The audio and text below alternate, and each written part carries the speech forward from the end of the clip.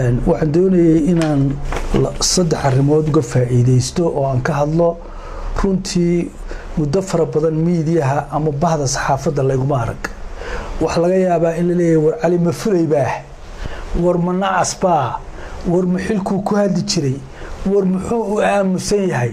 war miyuu baqay war ma xog buusan hayn war ma dana siyaasadeed iyo dana sandanuu leeyahay war ma xoogaa buu sugayaa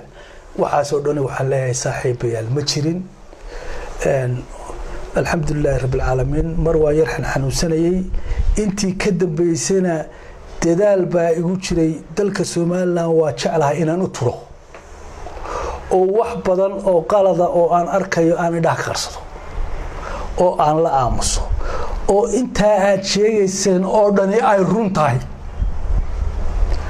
oo aan idhaahdo wixii la doono hal lagu yiraahdo waxaan ka maarmi waayay habeenkii xalay ayaa waxaan daawaday xafladii bisha afarteedii qalin jabinta jaamacadda Boorame ardada wax baratay ardada ka qalin jabisay taariikhdoodii iyo waqtigoodii iyo jaaniskoodii wacnaa yaan daawaday xafladii dhexdeedii marka hore ardada xafladda qalin jabiyay waan mahad celinayaa reer Boorame iyo sida loo soo agaasimay iyo sida xafladda loo hagaajiyana aad iyo aad baan ugu mahad celinayaa waxaan leeyahay dhalinyarada waa sharafteen Allah idin sharfo waxaan ka soo qaadanayaa arinta hadaladii mas'uuliyiintu ka jeedisay oo ma tixraacayo hadaladii shacabka saddex mas'uul oo aan arkayay hadalla ay jeediyeen baa laba kamid ah tixraacay midna waa taabanayaa hadalladaasi waxay mid wuxuu ahaa Faysal Cali Waraabe Faysal Cali Waraabe runtii waan uga mahad celinayaa dhowr jeer baan dhageystay oo aan xalay qura ahayn isaga oo leh war maxaa Soomaaliland igu ilowday intaasoo jeer baan doorashada galay xusbiyadii ugu horeeyay baan ahaa ee samaysma waxaan u markhaati furayaa inay runtii tahay waxaan u markhaati furayaa saddexdii xisbi qaran tartamay bilaabay qarankan seeska u dhigay dimuqraadiyadda ka shaqeeyay inuu ka mid ahaa oo haduusan ka koowaad ahayn ka labaad yahay sidaa awgeed waxaa leeyahay Faysal wuu mudan yahay wuxuu mudan yahay in la doorto wuxuu mudan yahay dalka inuu madaxweyne ka noqdo wuxuu mudan yahay inuu hogaamiyo Soomaaliland waxaana isleeyahay hadduu Faysal muddo hogaamin lahaa dalka 3 sanadood ama 2 sanadood ka yar in ictiraafku degdeg u iman lahaa waxaan isleeyahay waa nin runta ku fiican waa nin diinta ku fiican waa nin akhlaaqda ku fiican waa nin aqoonyahana waxaan ku qirayaa Faysalow in meel lagaaga dhacay aad xaq u leedahay waana ku dooran doonaa hadii Ilaahay calaf kugu daro wax walbana calafka ka akida aad iyo aad baad u mahadsan tahay ninku inuu sheegto runtiisa gartiisa cadaystana waa laga maarmaan reer Soomaaliland waxa la wixii cadaalad iyo Soomaalinimo doonaya Faysal gartiisa ha sheegeen oo ha uu sheegeen wixii wanaagsan ee uu qabtay oo ha uu tilmaameen inuu xaq u leeyahay Faysal taas ka baxaya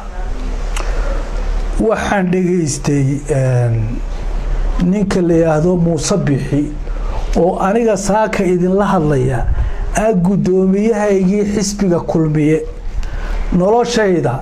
intii xisbiyada saddexda xisbi la sameeyay waxaan galay laba xisbi oo mid uu iga burburay kama tagin anigu wuu iga burburay wuxuu ahaa xisbiga udub aad baan u jeclaa inuu sii jirana waan jeclaa laakiin calafka ka adeegay xisbigaasi wuu burburay oo saacadii buu ka baxay waxa ii xigtay xisbiga kulmiye ilaa hadda waanahay ilaa hadda yoomana hada aan idin la hadlayo waanahay saaxiibkay Muuse Bixi oo madaxweynihii doonayay inuu xilka qabto ayaan xalay dhageystay aad baan uga xumahay waxaan ka dhageystay wuxuu yiri Muuse kursigii uu Cali Waracad u yeedhay wuu hambaliyay kursiga Cali Waracad ku fadhiyay wuxuu ahaa kursi uu leeyahay buu ka dhigay waxaanu nidhi caliyow ka deg aniga iyo xukuumaddii iyo xusbiyadoo dhammi ama xusbiga kulmiya sorry aniga iyo xukuumadda iyo xusbiga halkaa waxaa ka baxay sir aad u culus muxuu ahaayey jabin dastuur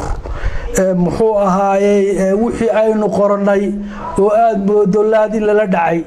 waxaad moodo dowladnimadii in laga dhigay reero wuxuu kursigaasi u muuqdaa kursi la siiyey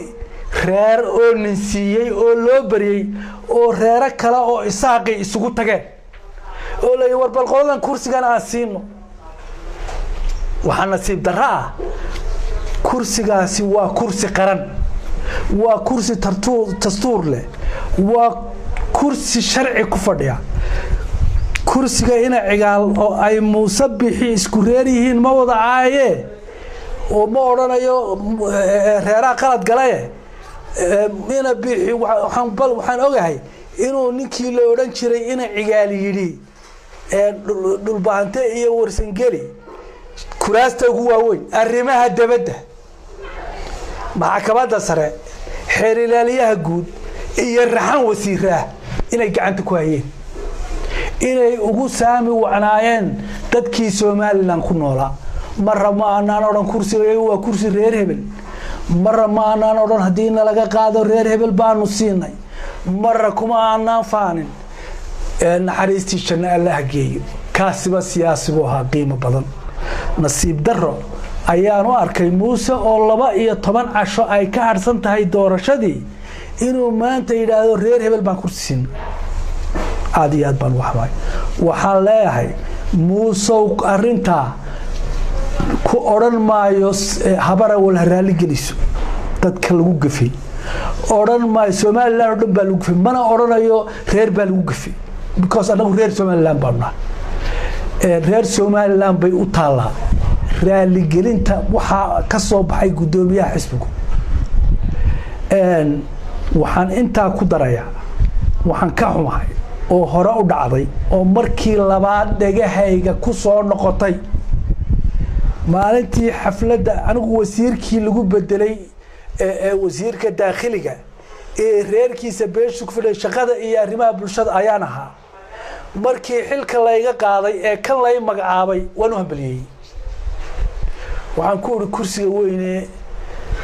kursigayga gooyay aad baan uga mahadcelinayaa waa iga sidiisi markii maalintii xafladii aanu nimi nasiib darro ana ugu horeeyay oo hadlay cali waracade oo markii ugu dambeysay hadalka ka hadlay ayaa wuxuu goobtii ka sheegay iyagoo xukuumadii oo dhami fadhido xisbiyadii oo dhami fadhiyaan dawladii oo dhami fadhido wasiirkii bedelayay fadhiyo inuu yiraahdo kursiga madaxweynaha reerkiisa iyo Soomaaliland oo dhani wixii mas'uuliyadda wax ku lahaa way iga bariyeen waana garawsaday markii la yiri beeshaas oo qatan baynu siinanaa ku wareejiya waa markii labaad xaasha kala ma geeyno Soomaalidu ma hadad maanta isku cusub Soomaaliland ma hadad hadda isbaranaya waa dad waqtiyo badan iyo taariikh badan oo aanan ba aniga iyo ragli jirin soo jiray hadalkaasi hadalna la oran jiray maaha ciidina tirina iyagay u taala jidhkeegana ma dabqayo laakiin waxaan leeyahay war Soomaaliland cadaalad baa dhaqda Soomaaliland wada jir baa dhaqa Soomaaliland waxa dhaqa wada noolaansho Soomaaliland waxa dhaqa qabyaalad la'aan Soomaaliland waxa dhaqa in wax la wada leeyahay taamarka ka gudbo waxay taabanayaa dawladii Soomaaliya ee burburtay sababtay u burburtay ma oranayno way fiicnayd dhaliilahaasay ku xumaydna saaka ma sheegayo oo wixii jiray wala isla ogaa waxaan salaayahay waxay sababtay dhowr nin oo awaan ah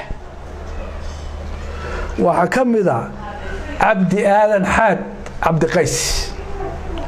maaha SNM xabad kurdi maaha SSDF in xabad kurdi waxay eersatay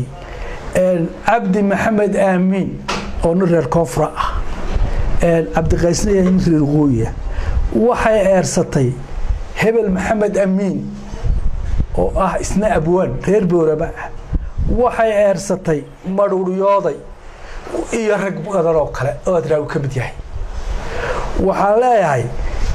cabirka faraha badnaa ee aad cabirteen waxna sax bay ahaayeen waxna waa dhici kartaa inay qalad ahaayeen sababta idin diiday inaad tan ku soo dhawaataan ma qabyaalad ba maxaa idin ku dhacay